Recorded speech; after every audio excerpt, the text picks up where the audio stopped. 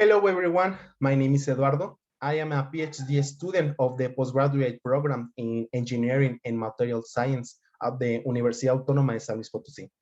In this poster session, I will present the work titled Palladium Ruthenium-based nanoreactor applied in the FURFURAL production from the NEJAYOTE.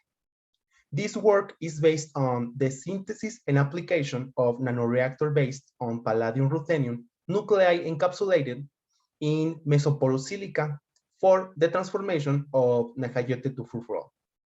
Being the NEJAYOTE a semi-industrial waste of important presence in Mexico in our main source of biomass.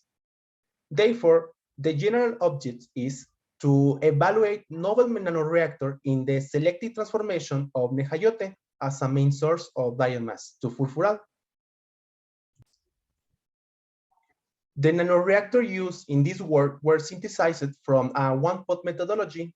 As you can see in the scheme 1, the synthesis is based on the chemical reduction of noble metal precursor salts at 1% by weight in presence of CJB and subsequent encapsulation of silica.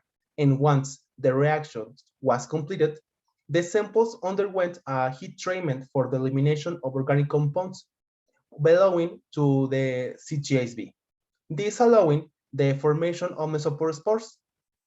Figure 1 shows the nanoreactor obtained, which are of Cortial type with internal metallic mononuclei of palladium and ruthenium, as well as bimetallic palladium ruthenium. This catalyst presents isotherms of type 4 characteristic in mesoporous solids, as well as hysteresis loop of type H2. Other properties of this nanoreactor, such as nanoreactor diameter, nuclei size, and thickness, were presented in the table 1. The values obtained for surface area were understanding, and the pore size values confirming the mesoporous character. These nanoreactors were used for the production of FURFURAL from NEJAYOTE, a semi-industrial waste derived from nixtamalization, which is rich in hemicellulose. In this section, a proposal of the reaction mechanism in the presence of palladium, ruthenium, and palladium ruthenium nanoreactor is presented. In this mechanism, 3 types of reaction occurs: hydrolysis, dehydration, and isomerization, where the hydrolysis of hemicellulose proceeds due to the high reaction temperatures obtaining xylose, the main molecule to obtain FURFURAL. Once the xylose is obtained, is here where our catalyst participates, where the metal oxide interaction is primordial.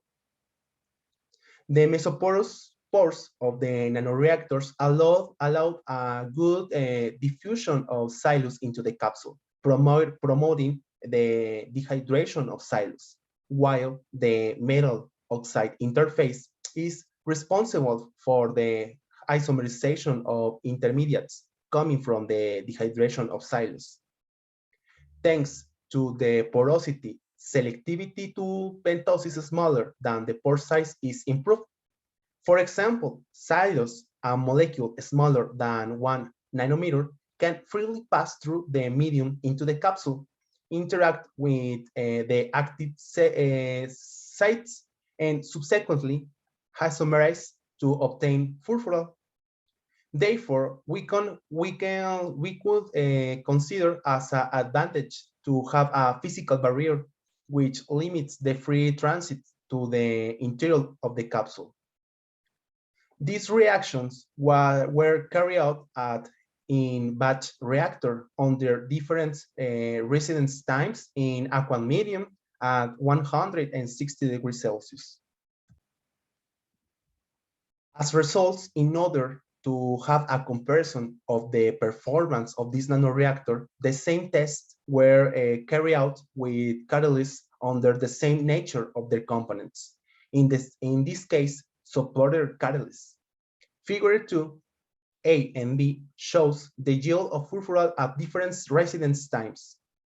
The analysis of this data allowed us to observe how the metal oxide interface can affect the reaction mechanisms for obtaining furfural.